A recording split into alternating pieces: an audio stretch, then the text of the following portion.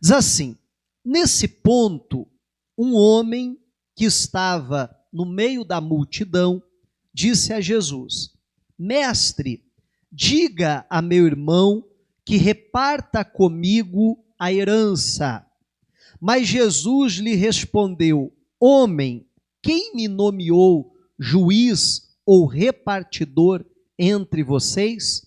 Então lhes recomendou: tenham cuidado e não se deixem dominar por qualquer tipo de avareza, porque a vida de uma pessoa não consiste na abundância dos bens que ela tem.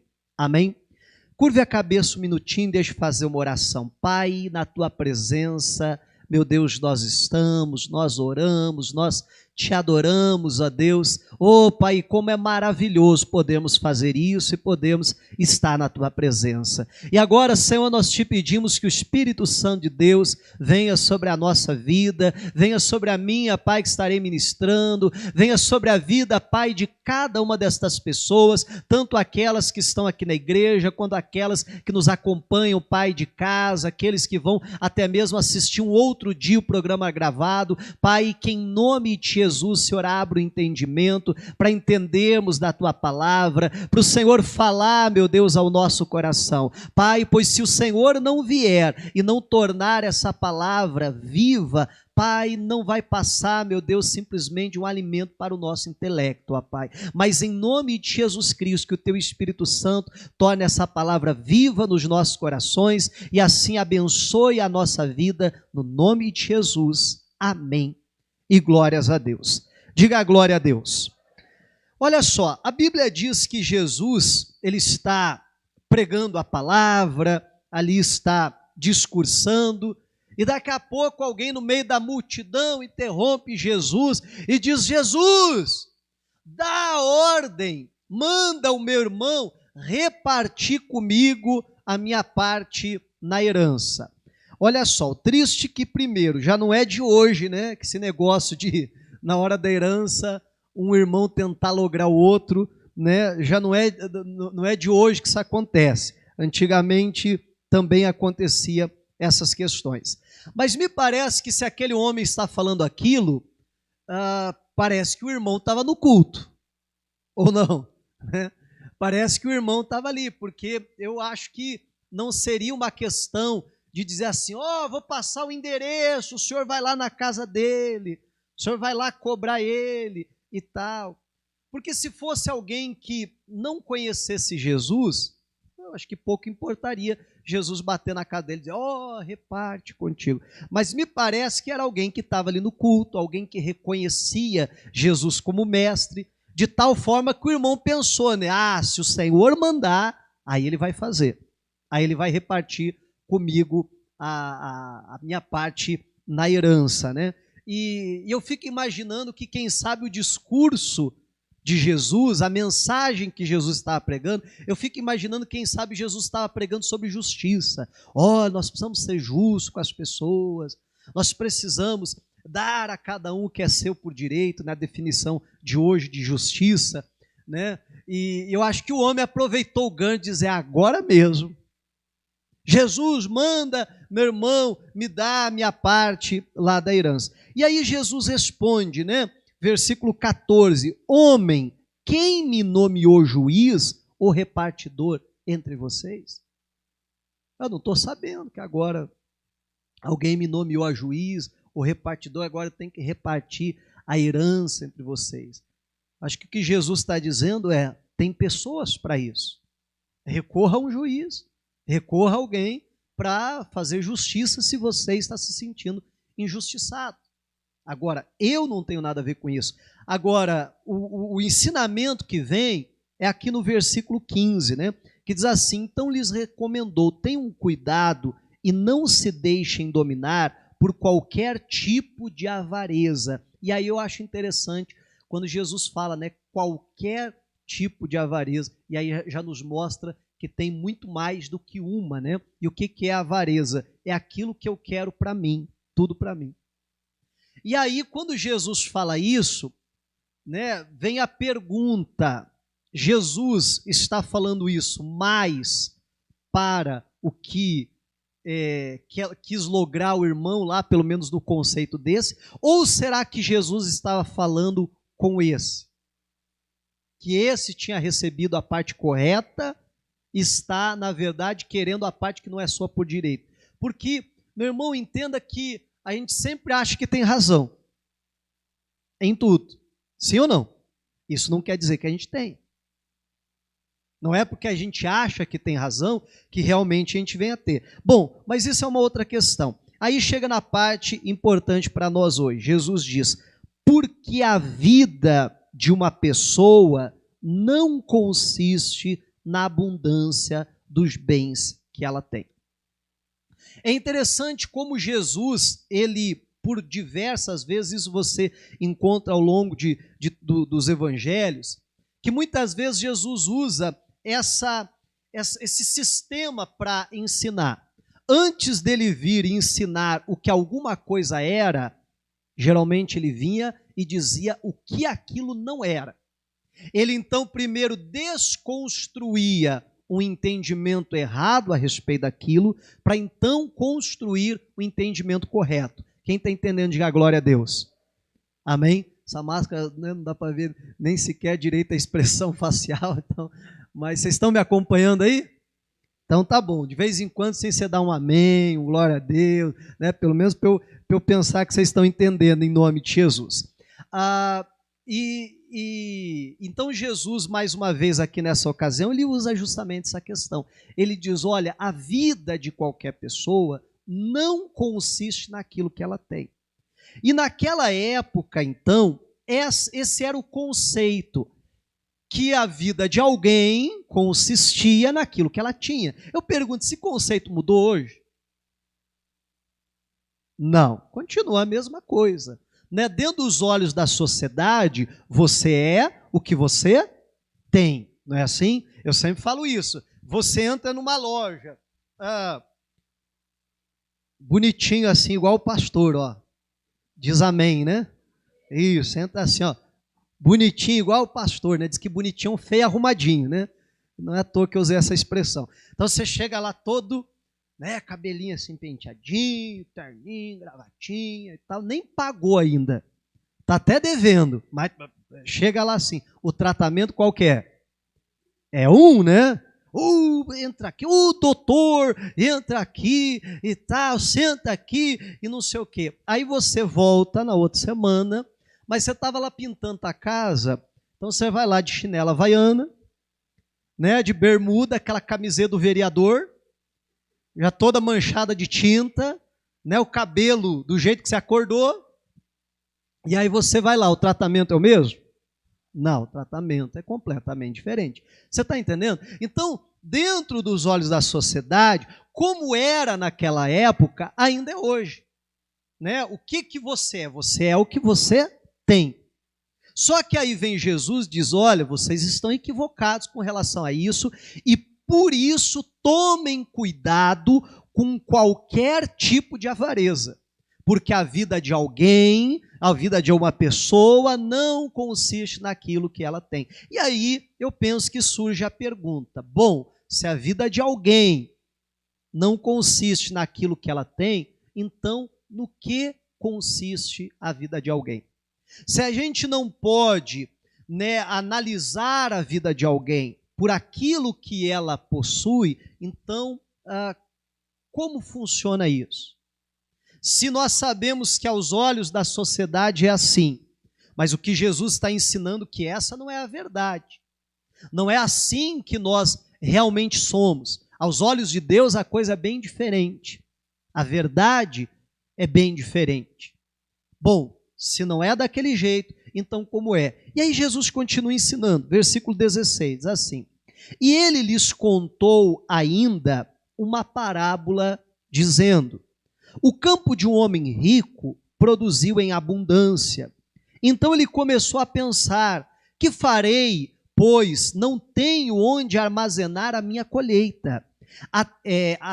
Até que disse, já sei, destruirei os meus celeiros, construirei outros maiores, E aí armazenarei todo o meu produto e todos os meus bens. Então direi à minha alma: você tem em depósito muitos bens para muitos anos, descansa, come, bebe e aproveita a vida. Poxa vida, isso não é o sonho de consumo de qualquer um, né? Olha só a coisa séria. Aí diz assim a Bíblia: mas Deus lhe disse: louco, esta noite lhe pedirão a sua alma, e o que você tem preparado, para quem será? Versículo 21. Aí Jesus conclui dizendo: assim, da mesma maneira que ele contou a parábola há pouco, assim é o que ajunta tesouros para si. O que diz aí? Mas não é rico para com Deus. Você perceba que essa parábola Jesus conta para justamente fundamentar algo que ele afirmou há pouco, dizendo: olha, a vida de um homem não consiste na abundância dos bens que ele tem.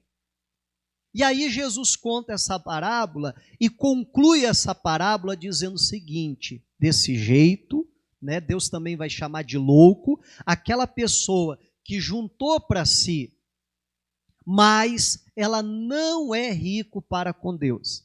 Eu daria o título da mensagem hoje de pobres para com Deus, mas achei meio esquisito. Achei que ia soar meio estranho. Mas eu acho que você está entendendo aí, né?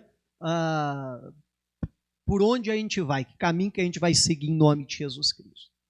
Meu irmão, se Jesus diz que a vida de alguém não consiste na abundância daquilo que ele possui, e conclui essa explicação dizendo: assim é para com aquele que junta para si, que tem os bens, mas a vida não consiste naquilo que tem. Então, no que consiste? Me parece que é nessa segunda parte, onde Jesus diz: mas não é rico para com Deus. O que verdadeiramente consiste a nossa vida é se nós somos ricos ou não para com Deus. E aí eu gostaria que você me ajudasse, pode ser? Vamos lá, me ajude, por favor. O que pode ser, o que a gente pode classificar como alguém rico para com Deus? Me ajuda aí. Pode ajudar. Vai. Alguém que obedece a palavra? Sim. Que mais? Pratica o evangelho? Eu estou pedindo ajuda, vamos lá. Me ajuda a pregar hoje. Que mais? Alguém que ora, alguém de oração? Oi? Ajuda o próximo, é fiel, é bondoso. Me ajuda, gente, vamos lá.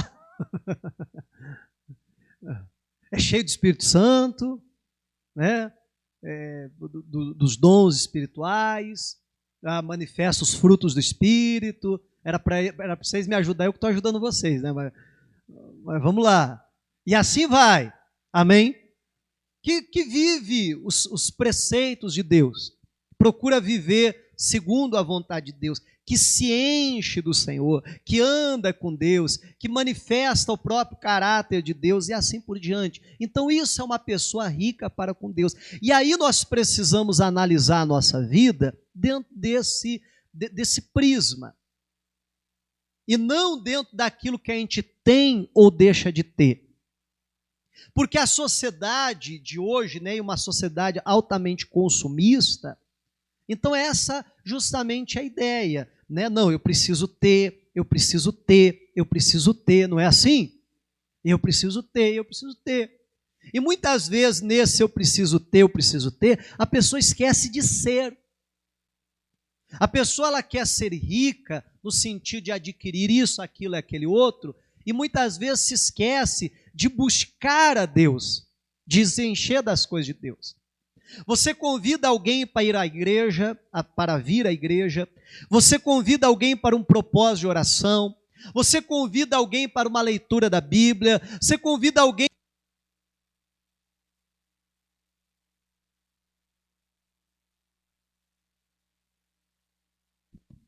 Som, obrigado. E o que você mais escuta na gaveta... Tem alguma pilha aí? Tem? Então beleza. O que você mais escuta é aquela velha e conhecida frase, não tenho tempo. Não é assim? E aí, se a gente juntar ainda uma frase, quem sabe, ainda mais conhecida que essa, que tempo é dinheiro, né? Por que a pessoa não tem tempo? Porque ela gasta praticamente... Obrigado. Ela gasta praticamente todo o tempo que ela tem. Eu tenho que trabalhar, eu tenho que estudar, mas por que você quer estudar? No sentido de uma realização pessoal? Geralmente não. Geralmente no sentido de para que me abra a porta, para que eu consiga ganhar ainda mais dinheiro. Não é assim? E todo o tempo da pessoa se resume em cima daquilo. Só que nós precisamos olhar para o Evangelho, para a palavra de Deus, e entender em nome de Jesus Cristo essa verdade, que a nossa vida, ela não consiste naquilo que a gente tem. Ela consiste, eu vou chamar assim, naquilo que a gente é em Deus. Entenda, meu irmão, que aqui, tudo que nós conquistamos aqui é passageiro. É interessante a ideia que o texto traz, a pergunta que Deus faz, Deus diz assim, louco, hoje vão te pedir a tua alma, e o que você tem preparado, o que você ajuntou, vai ser para quem? Nós já vamos ver um outro texto de Eclesiastes que sempre traz também essa ideia, tá? Você está juntando tudo isso, e tudo isso vai ficar para quem? Fala de uma questão ali justamente de sucessão, e o pregador, né, como ele se intitula lá no livro de Eclesiastes, que é Salomão, ele está sempre preocupado com essa questão. Se você ler, principalmente no capítulo 2, nós já vamos ler alguns versículos de lá, ele sempre está dizendo assim, olha, eu estou fazendo tudo isso, e depois vai vir alguém após mim, e vai receber tudo isso que eu construí, e ele diz, eu não sei se será um sábio, ou se será um tolo. Eu não sei se vai abraçar tudo isso que eu construí e quem sabe dar até continuidade nisso e até um crescimento, ou quem sabe será um tolo e vai desperdiçar toda essa questão. Então, eu penso que a Bíblia traz justamente esse aspecto, uma questão de sucessão, para a gente sempre lembrar que nós não somos eternos, ou melhor, que nós somos eternos, mas não a nossa carne. Que nós somos eternos, mas esse mundo não é. Mas a nossa estadia aqui não é. Meu irmão, pare e pense que para a pessoa ela ter uma vida um pouquinho melhor, lá na frente, até vamos dizer assim, na sua velhice, a pessoa se mata, trabalha, se esforça, passa 20, 30, 40 anos. E eu estou sendo generoso, tá? Verdade, não é? Estou sendo bacana, né? Falar desse tempo. Mas a pessoa trabalha esse tempo todo para no futuro ter uma vida um pouquinho mais confortável. É interessante que essa pessoa que às vezes se mata para isso, ela não pensa na eternidade. Ela trabalha não sei quantos anos da vida, que hoje em dia tá bem assim mesmo, nem sei quantos anos da vida ali para poder se aposentar, não é assim? E ainda, né, para tipo sobreviver. É ou não é verdade? Então a pessoa ela já sabe, poxa vida, eu não posso depender só da minha aposentadoria, eu preciso ter uma casinha de aluguel para complementar a renda, eu preciso, não é assim? Eu preciso de alguma outra renda extra e etc. E a pessoa então, ela vai trabalhando anos e mais anos por aquilo.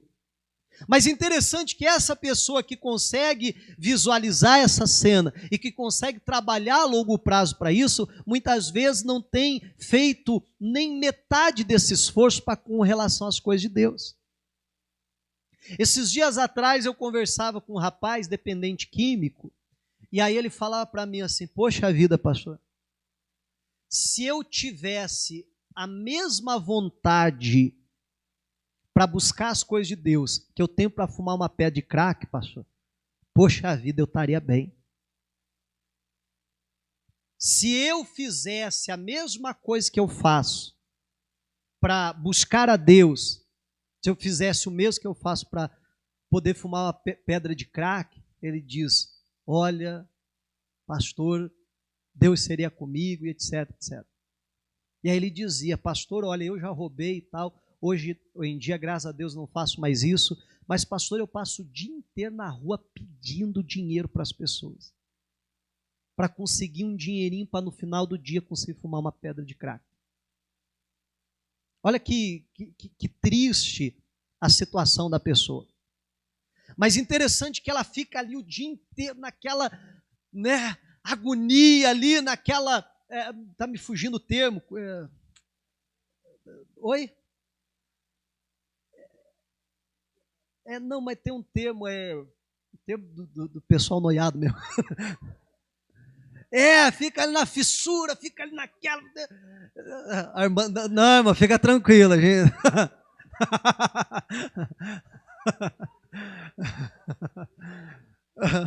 Né? Fica ali naquela doideira ali. Meu irmão, e deveríamos estar assim para com as coisas de Deus. Sim ou não? Né? Aí muitos, eu estou usando o exemplo desse rapaz que falou isso para mim essa semana agora que passou, mas quantos que se tivesse o mesmo empenho para buscar a Deus do que ele tem para buscar isso aqui, meu irmão, o cara seria o mais santo, mais de Deus, o mais usado, mais abençoado. Você está entendendo em nome de Jesus? E aí vem a Bíblia e diz, claro que a gente entenda, meu irmão, que a gente tem que ter um equilíbrio. Não estou falando aqui, então não vamos mais trabalhar, vamos passar o dia inteiro na igreja buscando... Não é isso. Mas nós precisamos, em nome de Jesus Cristo, entender que a vida aqui é passageira. Meu irmão, compara, vamos lá, vamos viver aí 70, 80, 90 anos, de novo eu estou sendo generoso, né? 100 anos, alguns raros campeões conseguem chegar lá. E o que é isso perto da eternidade? E aí, se a gente parar para pensar que a gente já caminhou até aqui, né? Então ainda nos resta muito menos. Verdade ou não é? Meu irmão, se a gente parar para pensar, vamos lá, eu vou viver a média do brasileiro, faz tempo que eu não vejo, mas eu acho que coisa de uns 70 anos por aí. Alguém sabe? 72 a média de vida do brasileiro, em torno de 72 anos. Bom, eu estou com 35. Já foi metade. Só falta a outra metade, né? Você está entendendo em nome de Jesus? Tem uns que dizem, pastor, e eu com os 80, né? Já estou aí na hora extra na conta do senhor. Mas você está entendendo em nome de Jesus? Meu irmão, se a gente parar para pensar, quanto tempo de vida ainda nos resta? Né? Eu, por exemplo, vou viver até os 100. O que é uma igreja bem ensinada, né? Que bênção, né? Então eu vou viver até os 100. Então tem 65 anos ainda pela frente. Né? Mas o que é 65 anos comparado com a eternidade? Meu irmão, mas aí eu penso, poxa vida, eu quero, quando eu tiver velhinho, estar com uma vida assim melhorzinha. Aí eu faço tanto, mas por que eu não faço ainda muito mais para com as coisas de Deus? Mas você entenda que essa questão de adquirir, eu preciso ter, eu preciso ter, eu preciso ter, por trás disso está aquele pensamento, porque se eu tiver, eu vou fazer o que eu quero. Não é sempre esse o pensamento? A gente conversa com algumas pessoas e a pessoa diz assim, pastor, eu quero ser um empresário, pastor. Eu não quero trabalhar para ninguém. E aí você vai conversar com as pessoas e muitas destas, não todas, graças a Deus, mas muitas delas dizem assim, não, pastor, porque aí eu chego a hora que eu quero. Não é assim? Aí eu vou embora a hora que eu quero, pastor. Aí o dia que eu não quiser trabalhar, também eu não trabalho. Esse vai ser um empresário bem sucedido, não vai? Esse vai arrebentar. Arrebentar mesmo. Arrebentar com tudo. Você entende em nome de Jesus?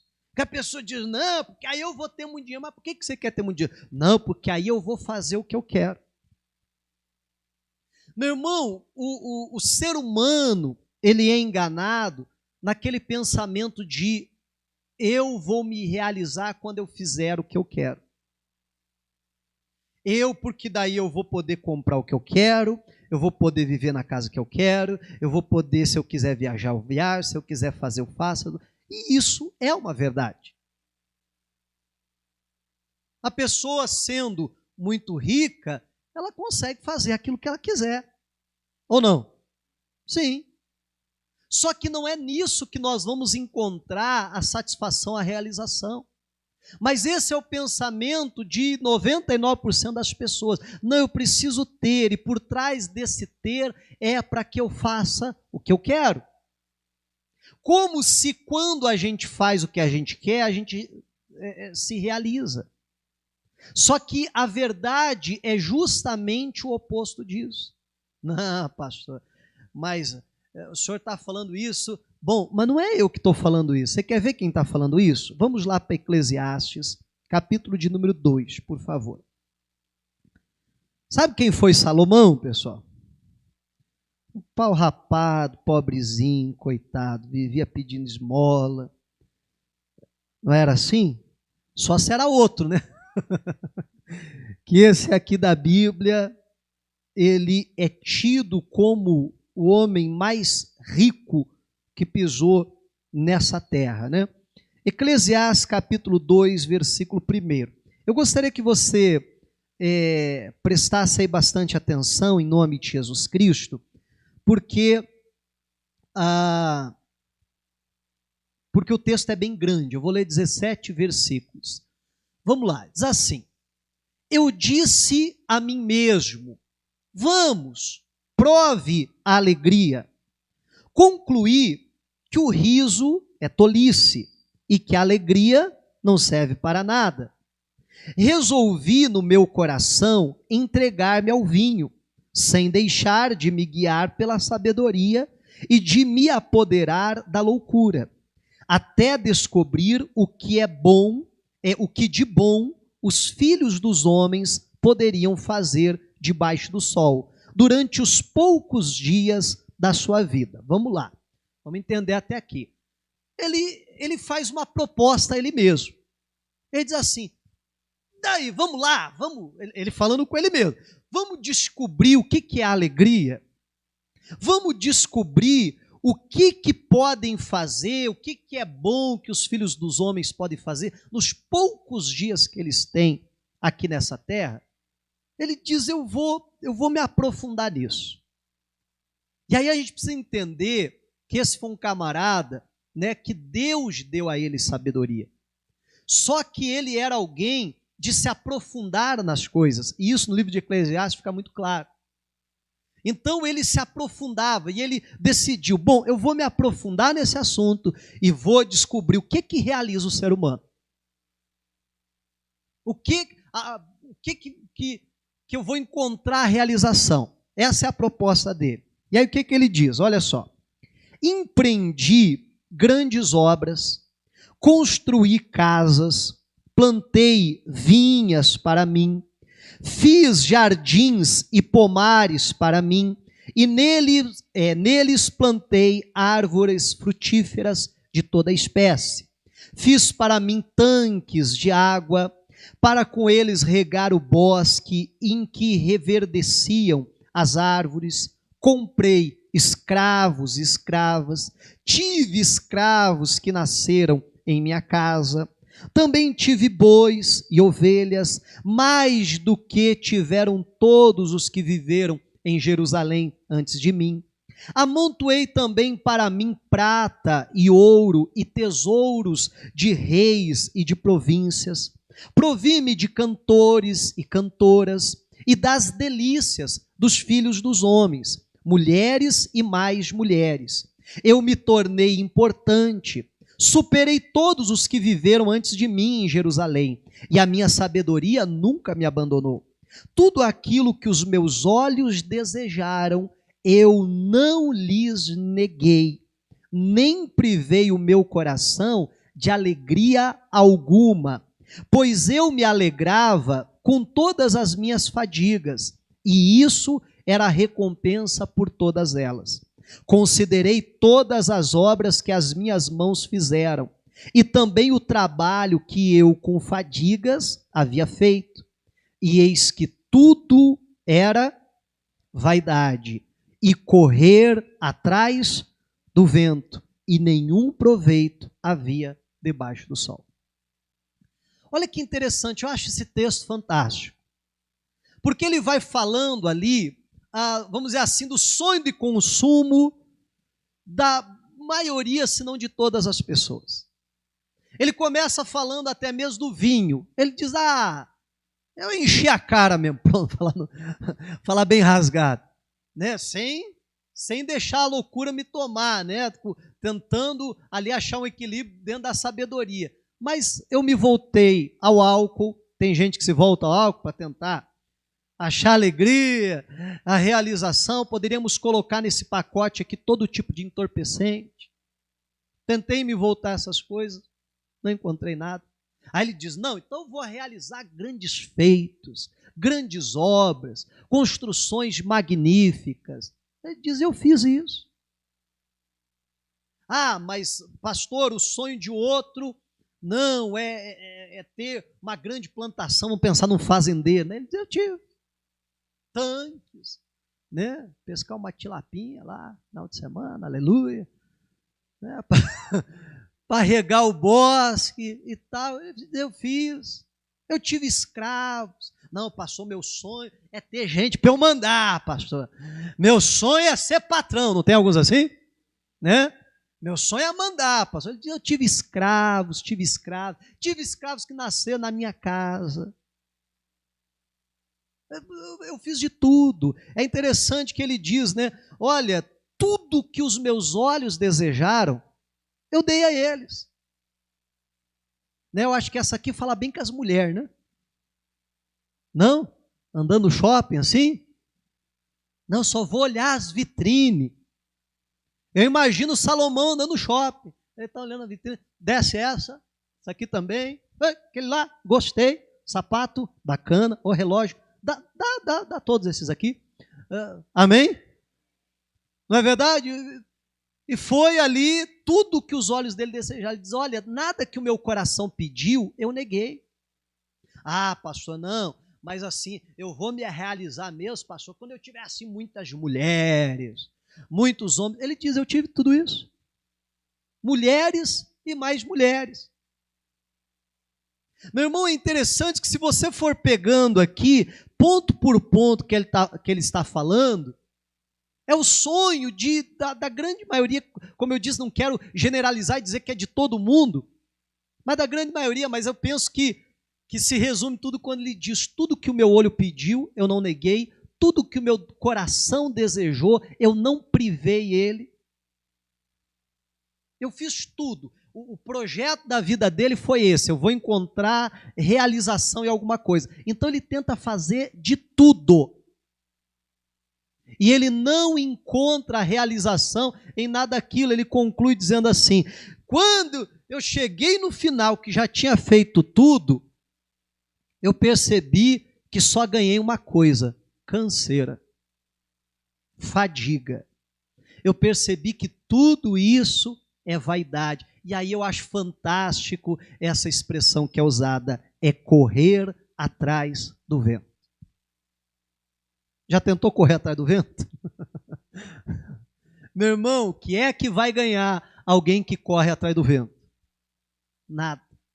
Meu irmão, quando nós vivemos como ele viveu, para cumprir os nossos prazeres, para fazer apenas aquilo que a gente quer, nós vamos viver uma vida correndo atrás do vento. Entenda, meu irmão, porque essa questão de adquirir, isso não tem fim. O pastor diz assim, pessoal, faz aí um pedido de oração, porque eu vou orar e Deus vai abençoar. Aí a pessoa faz um pedidinho de oração lá. Deus, em nome de Jesus, eu quero ganhar, eu ganho 500, eu quero ganhar R$1.000, Senhor. Aí vai o pastor ora, jejua e tal. Na outra semana, né, a pessoa, na outra semana não, na mesma semana, a pessoa recebe um aumento. Oh, glória a Deus, Deus é bom. Semana que vem, qual que é o pedidinho dela? Oh, Deus, o Senhor já me deu 1.000, né? O Senhor é bom, mas o 1.000 não está dando. Deus, o senhor pelo menos 2.000, né? Deus já... Aí Deus vai dar 2.000. Semana que vem é o quê? E tem fim esse negócio? Não tem fim, meu irmão. Não acaba nunca. Você está entendendo em nome de Jesus? Isso é correr atrás do vento. Não, se eu fizer aquilo ali sim vai me realizar. Aí a pessoa vai e consegue aquilo, claro, traz uma alegria momentânea, um prazer momentâneo, mas daqui a pouco a pessoa chega naquilo, legal, bacana. Mas não foi tudo aquilo que eu pensei que era. Não, mas quem sabe se eu fizer aquele outro, e aquele outro, e passa a vida correndo atrás do vento. E por que isso? Porque a vida de um homem não consiste na abundância de bens que ele possui. Está entendendo em nome de Jesus? Meu irmão, nós nunca vamos encontrar realização fazendo a nossa vontade. Mas na cabeça de todo ser humano, quando que eu vou me realizar? Quando eu fizer o que eu quero. Que cada dia muda.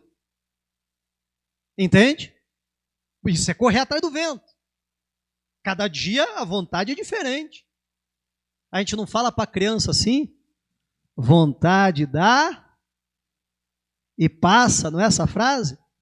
Os pais de hoje não... Você quer? Ai, tá bom, deixa eu fazer.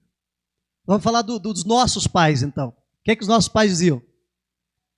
Mãe, eu estou com vontade. Vontade dá e passa. Fique tranquilo, daqui a pouco passa. E passava ou não? Porque é assim o ser humano. Mas quando que nós vamos encontrar, então, a realização? Meu irmão, é quando nós deixamos de fazer a nossa vontade. E isso que é interessante, é justamente o oposto do pensamento humano. É quando a gente abre mão da nossa vontade para fazer, em primeiro lugar, a vontade de Deus. E em segundo lugar, para renunciar, para fazer algo por alguém, é que nós vamos encontrar a maior fonte de realização, de prazer, de alegria. Pastor, mas por que é assim? Porque foi Deus que nos criou. E a verdade é simples assim. Deus não nos criou para fazermos as nossas vontades. Eu gosto sempre de dizer, meu irmão, que a vontade do ser humano ela é autodestrutiva. Amém? Faz um teste. Que dia que é hoje? 13. Faz um teste até dia 13 do mês que vem. Para ficar fácil, até a Santa Ceia do mês que vem. De hoje até a Santa Ceia do mês que vem. Só come o que você gosta. Beleza? Mas come à vontade. Enquanto... Entende? Só come só o que você gosta. Salada nativa, esse negócio aqui. Aquela picanha, aquela gordurinha lá, né? Não sei se vai ter para tudo isso. Mas vai lá, come só o que você quer. Aí daqui um mês, se você estiver vivo ainda, aí a gente conversa para ver o que isso adiantou. Você está entendendo? É assim ou não é? A vontade do ser humano ela é autodestrutiva. E aonde que está justamente, onde que a gente vai encontrar a realização? Meu irmão, quando a gente deixa de fazer a nossa vontade para fazer a vontade de Deus. Para seguir o plano de Deus. Porque cada um de nós foi criado por um propósito. E quando nós encontramos a realização? Quando nos alinhamos a esse propósito de Deus. Pois para isso fomos criados. Quando nós deixamos de fazer a nossa vontade para fazer a vontade do outro. Isso já está aí mais que provado pela psicologia. Meu irmão, que uma das maiores fontes de realização é quando você abre mão de você mesmo para fazer a vontade do outro. Olha que coisa interessante isso. Então, meu irmão, nós queremos fazer a nossa vontade, vai ser isso aqui. Vai ser frustração, vai ser fadiga, vai chegar no final e dizer... Vaidade, tudo é vaidade, é correr atrás do vento. Que a gente não precise chegar a esse ponto da vida para olhar para trás e dizer assim, rapaz, joguei fora a minha vida. Amém, igreja?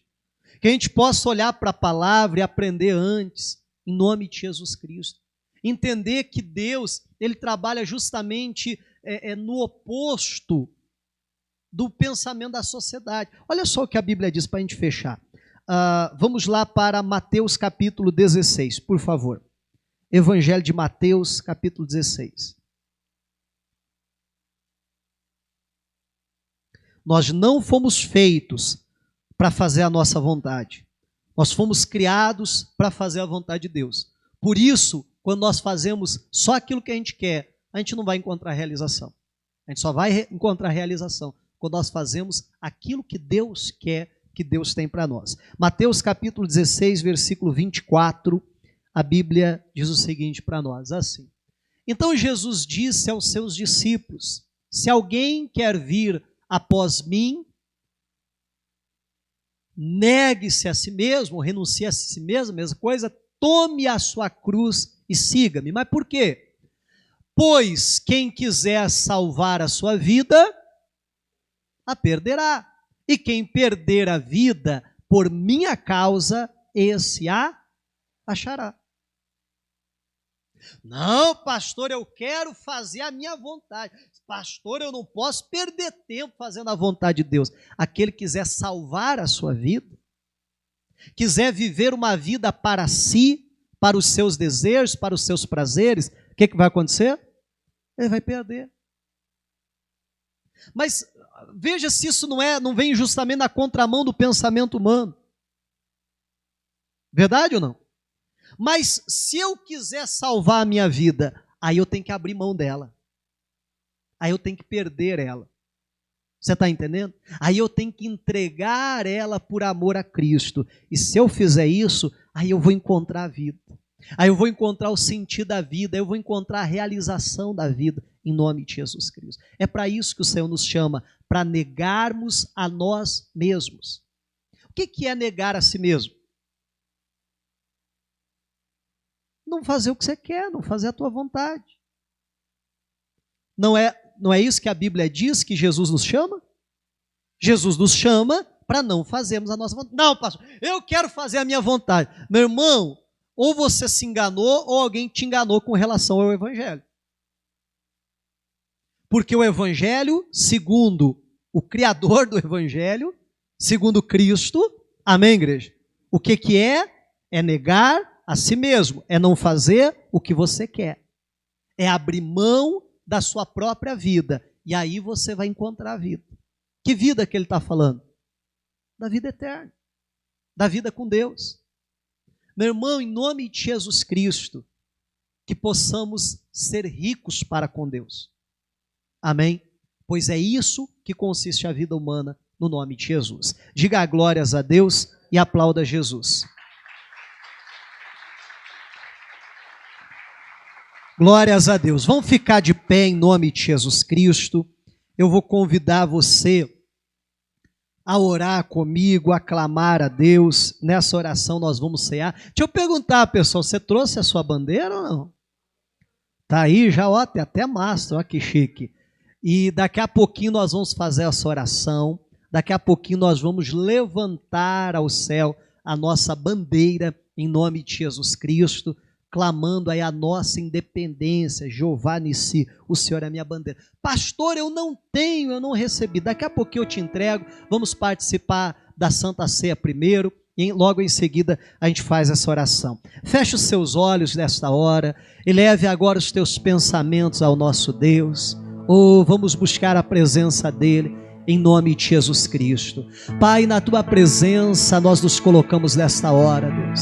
E viemos agora para orar, ó Deus, e primeiramente pedir perdão ao Senhor pelos nossos pecados, pelos nossos erros. Meu Deus, pelas muitas vezes que tentamos viver para nós mesmos, que tentamos, meu Deus, buscar uma realização, ó Pai, fazendo a nossa própria vontade. Oh, meu Deus, mas não há realização em fazer a nossa vontade.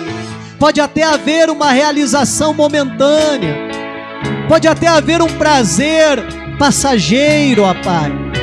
Oh, mas depois vem a frustração, depois vem a consciência pesada.